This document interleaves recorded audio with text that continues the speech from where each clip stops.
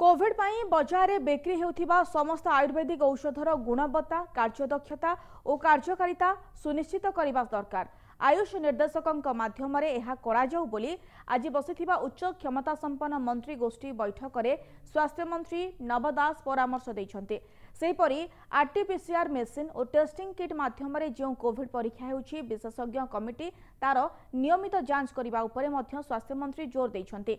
Covid मुकाबला पाई उच्च क्षमता संपन्न वैषयिक कमिटी गठन करा जाऊ। कोविड जनित मृत्युर कारण और प्रतिकार उपरे एही कमिटी रिपोर्ट देबाकू मध्य स्वास्थ्य मंत्री प्रस्ताव दैछन्ते।